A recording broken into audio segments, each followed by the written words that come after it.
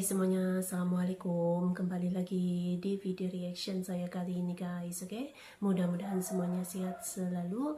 Nah, kali ini saya mau tengok video tentang ini ya. Banyak negara di dunia iri pada kondisi geografis Indonesia. Mengapa? Tapi ya memang apa tuh kondisi geografis Indonesia ini sangat-sangat strategik gitu ya. So, jangan lama lagi, mari sama tengok video ini. Let's go. Kalian pernah mikir nggak sih, kenapa ya posisi Indonesia di peta dunia itu rasanya spesial banget? Nah, ternyata posisinya itu bukan cuma strategis biasa, tapi bener-bener unik.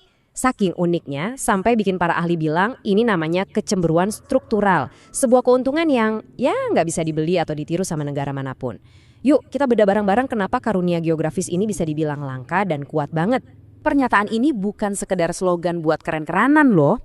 Ini adalah kesimpulan strategis yang serius. Dalam pembahasan kita kali ini, kita nggak akan lihat ini secara heboh atau sensasional, tapi kita bakal pakai kacamata analisis strategis. Kita mau cari tahu, kenapa sih Indonesia ini beneran sebuah hadiah yang luar biasa? Oke, ini dia roadmap kita. Pertama, kita bongkar dulu apa sih maksudnya karunia geografis langka. Terus kita lanjut lihat gimana Indonesia bisa jadi poros alaminya dunia sekaligus kekuatan penyeimbang global.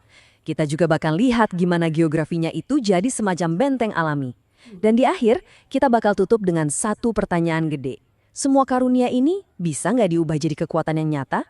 Kita mulai dari konsep kuncinya ya, karunia geografis langka. Tapi, apa sih maksudnya kecemburuan di sini? Ini bukan soal emosi atau baper-baperan loh. Ini istilah strategis yang jadi fondasi dari semua kekuatan geografis Indonesia. Gini deh, gampangnya. Negara lain itu bisa aja bangun militer paling canggih, ekonomi paling gede, tapi mereka nggak akan pernah bisa mindahin negaranya ke posisi Indonesia sekarang. Nah, inilah keuntungan permanen yang didapat Indonesia dari sananya. Gratis. Sebuah takdir geografis. Inilah inti dari kecemburuan struktural itu. Oke, sekarang mari kita lihat pilar pertama dari kecemburuan itu. Posisi Indonesia sebagai poros alami dunia. Apa sih yang bikin letak fisiknya ini jadi semacam batu kunci geografis yang penting banget buat dunia? Coba deh lihat posisinya. Ini benar-benar langka. Indonesia itu persis jadi jembatan alami antara benua Asia dan Australia. Sekaligus jadi gerbang yang nyambungin dua samudra raksasa, Samudra Hindia dan Pasifik. Artinya apa? Hampir semua urat nadi penting dunia, mulai dari perdagangan, jalur energi, sampai pergerakan militer, mau nggak mau harus lewat wilayah Indonesia. Angka 17.000 ini bukan cuma soal gede-gedean loh. Dengan belasan ribu pulau ini, Indonesia itu pada dasarnya adalah sebuah gerbang maritim raksasa. Statusnya itu bukan negara daratan yang kebetulan punya laut, tapi negara lautan yang bertabur daratan. Nah, ini keunggulan yang nggak banyak negara lain punya. Nah, disinilah letak superpowernya. Karena posisinya yang kayak gitu, Indonesia jadi punya kendali atas apa yang disebut choke points atau titik sumbat maritim. Ini tuh jalur-jalur laut sempit yang vital banget buat pelayaran global. Siapapun yang mengontrol titik-titik ini, pada dasarnya dia lagi megang katup utama ekonomi dunia. Dan ini dia 4 arteri utamanya. Selat Malaka, Sunda, Lombok, sama Makassar. Coba bayangin deh, ini tuh kayak jalan tol super sibuk di dunia yang ngebawa minyak buat kendaraan kita, komponen buat HP kita, dan ya hampir semua barang yang menopang hidup kita sehari-hari. Biar lebih kebayang, ini angkanya. Lebih dari 40% dari seluruh perdagangan laut dunia itu lewat perairan Indonesia. Artinya, 4 dari 10 barang yang diangkut kapal di seluruh planet ini lewatnya ya di sini. Kebayangkan kalau ada sedikit aja gangguan di sini, efeknya bisa langsung kerasa ke harga bensin, ketersediaan barang di toko, dan denyut ekonomi di seluruh dunia. Oke, kita udah lihat betapa krusialnya lokasi Indonesia. Pertanyaan berikutnya, gimana posisi fisik ini bisa jadi kekuatan di panggung politik dunia? Nah, sekarang kita masuk ke ranah geopolitiknya. Disinilah bedanya kelihatan jelas. Banyak negara itu posisinya cuma jadi pion yang dimainin sama negara-negara adidaya. Tapi Indonesia, karena lokasinya, dia itu malah jadi papan caturnya. Negara-negara besar kayak Amerika, Tiongkok, dan lainnya justru aktif deketin Indonesia, berharap Indonesia mau jadi sekutu mereka. Nah, ini yang bikin Indonesia jadi penentu keseimbangan kekuatan di kawasan Indo-Pasifik. Terus jangan lupa perannya di kawasan. Sebagai negara terbesar di ASEAN, baik dari populasi, wilayah maupun ekonomi, Indonesia itu ibarat jangkarnya Asia Tenggara. Kalau Indonesia stabil, kawasan cenderung ikut stabil. Sebaliknya, kalau Indonesia goyang, seluruh kawasan bisa ikut merasakan guncangannya. Ikut merasakan Makanya, juga gitu. stabilitas Indonesia itu jadi Memang kepentingan unik semua ya, kekuatan besar dunia. penyeimbang. Wah, Keunggulannya nggak berhenti di lokasi aja. Indonesia juga diberkahi sumber daya alam yang melimpah banget. Di zaman sekarang, nikel buat baterai mobil listrik, timah, minyak, dan gas itu semua adalah kekuatan.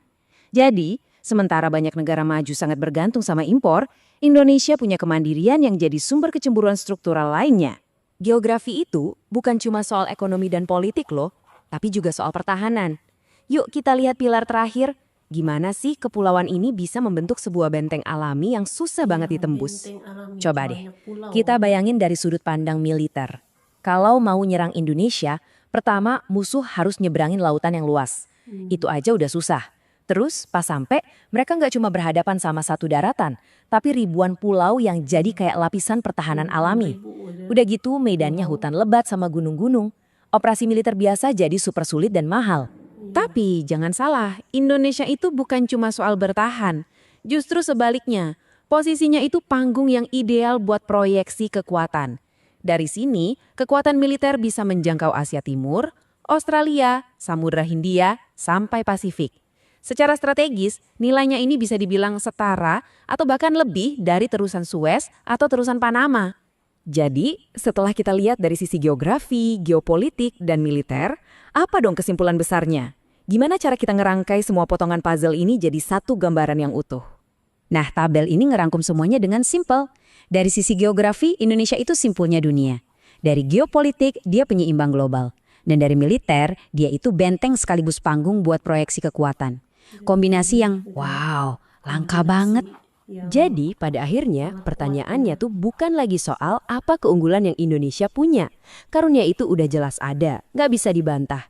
Pertanyaan yang sebenarnya yang jadi tantangan kita ke depan adalah apakah kita sebagai bangsa Indonesia sadar akan hadiah luar biasa ini dan mampu mengubahnya dari sekedar potensi di atas peta menjadi kekuatan nyata yang terasa di panggung dunia.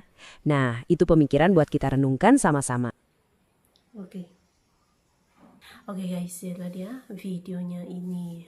Jadi kekuatan geografis Indonesia gitu ya, betul-betul sangat langka, hadiah yang sangat langka gitu.